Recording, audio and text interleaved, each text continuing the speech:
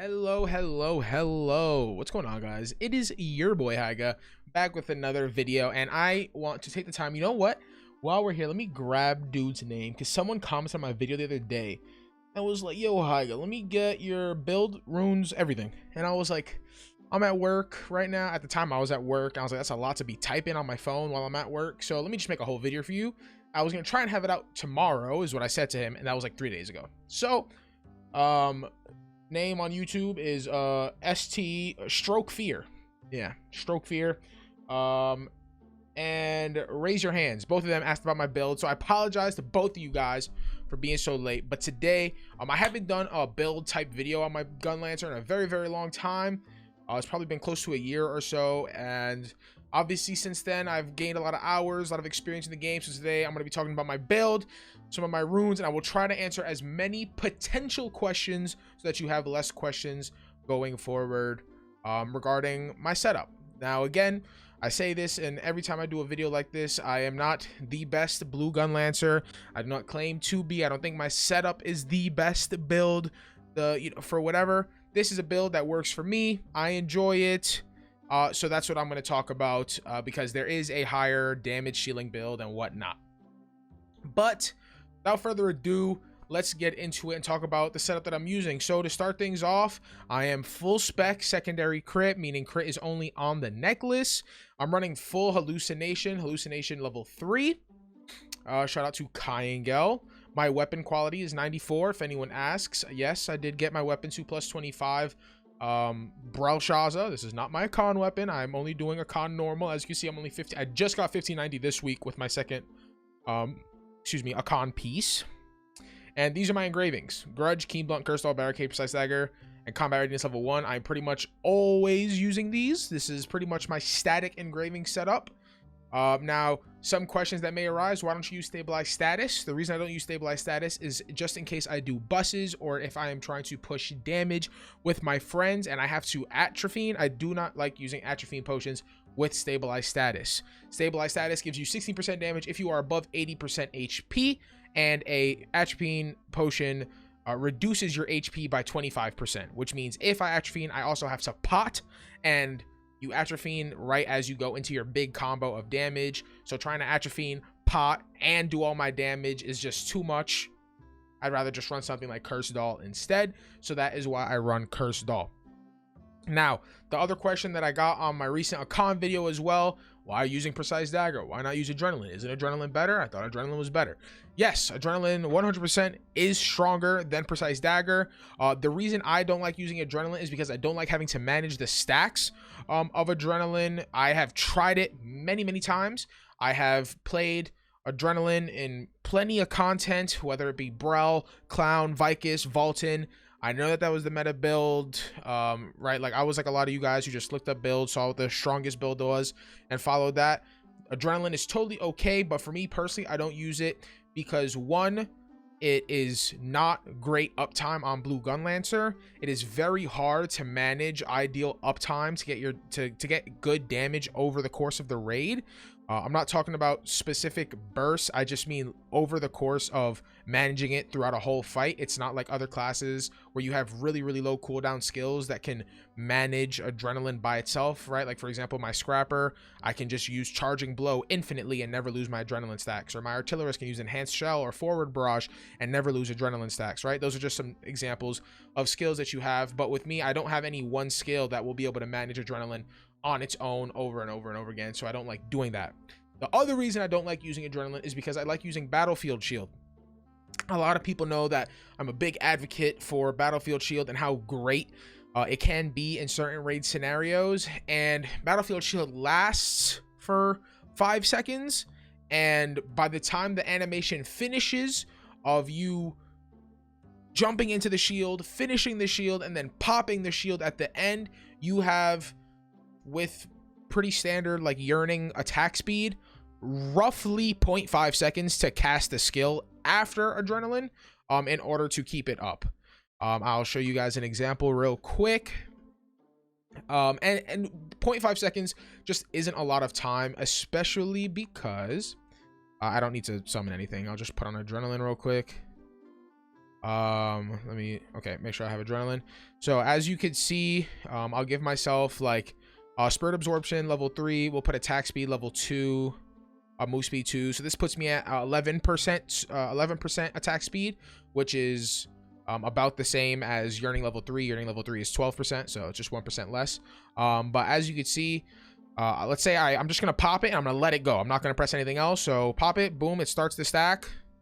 Now we're gonna let it run for the entirety of its duration, and I'm gonna spam a skill, and I barely got it. I was spamming a skill, and you saw how close it was, right? Now, obviously, when you use your battlefield shield, it is very rare that you're going to have a sufficient amount of shield meter coming out of it. Most people know that based on the amount of damage you tank for your team inside of the battlefield shield, it should give you a percentage of your shield meter back. However, you need to tank a pretty insane amount of damage to even get a little bit of meter back. So because of that, most of the time coming out of battlefield shield, you want to taunt immediately because you want to get your shield meter back, right? At the end of the day, regardless of the build, we're all using barricade, so we still want to be shielded. So you want to taunt to get your shield back, and get back moving, right? And a lot of times coming out of that, you're not going to have enough time to taunt safely, so you may have to use another skill. And if you use anything other than your taunt, maybe like Nella or things like that, it could mess up rotation or potential, the potential fight and things like that. It's just a struggle that I don't feel is necessary for the like 2% damage that adrenaline gives you.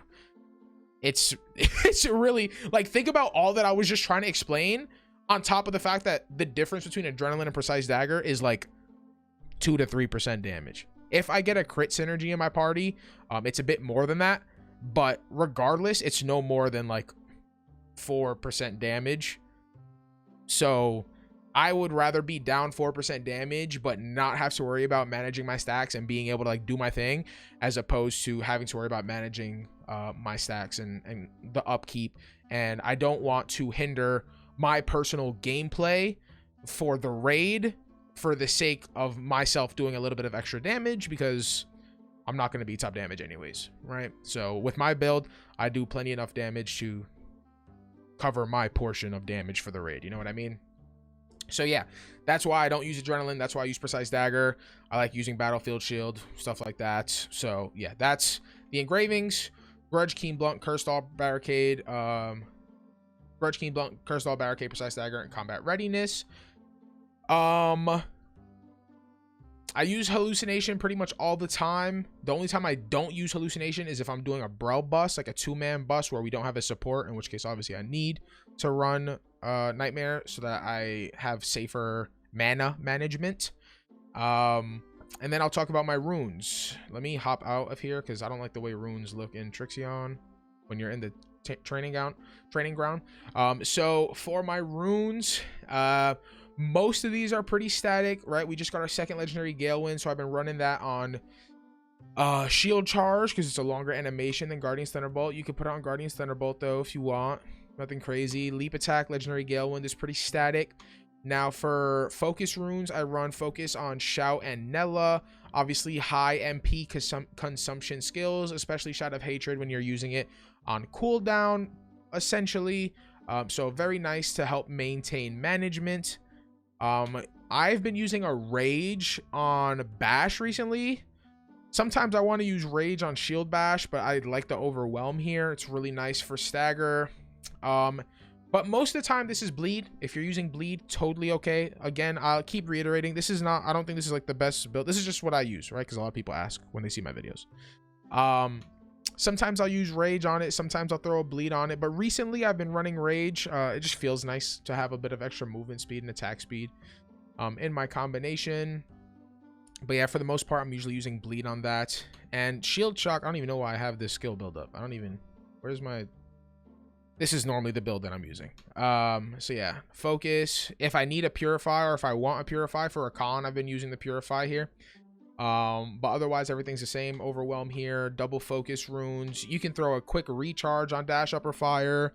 You could throw a Purify on Dash Upper Fire. You can throw a Rage on Dash Upper Fire, a Bleed on Dash Upper Fire. You can throw whatever you want. To be honest, the rune doesn't really matter. You can throw a Galewind. It literally does not matter because I don't use Dash Upper Fire. I only use it for Not okay. Let me rephrase that. I only use it when the counter is coming. I only use it for the counter or the movement, right? I can do a little skip, right? Gives me a little bit of extra space if I need to dodge something. But 90% of the time, I just don't cast a skill unless there's a counter coming. So most of the time, I just keep that in my pocket so I can counter if I need to. So the rune on it doesn't affect the overall gameplay too much for me. But other runes, like I said, are pretty much static. If I do use Shield Shock for things like Gate 2, Kaingel, Gate 4, Kaingel. Excuse me. Gate 2, Kaingel, Gate 4, Kaingel, Gate 4, Brel.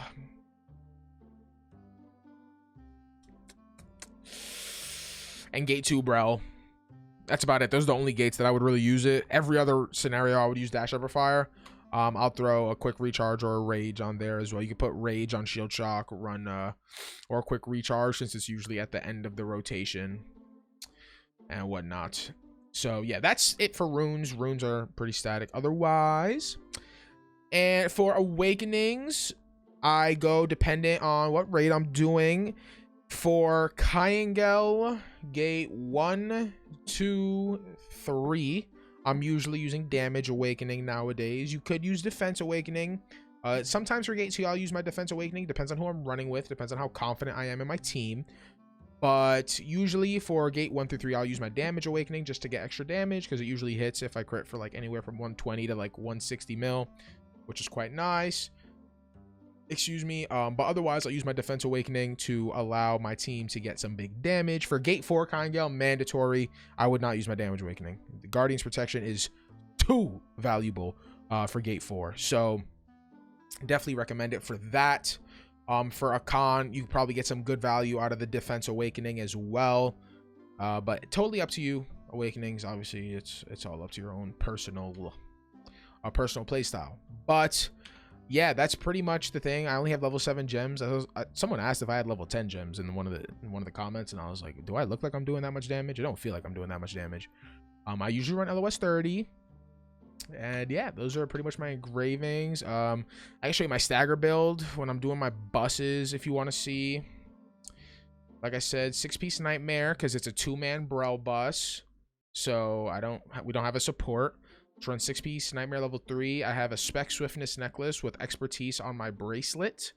And this is the skill build that I run. I run Overwhelms on everything. Overwhelms on Shield Bash, Surge Cannon, Shield Shock. Only counter I have is Bash. I use that for countering.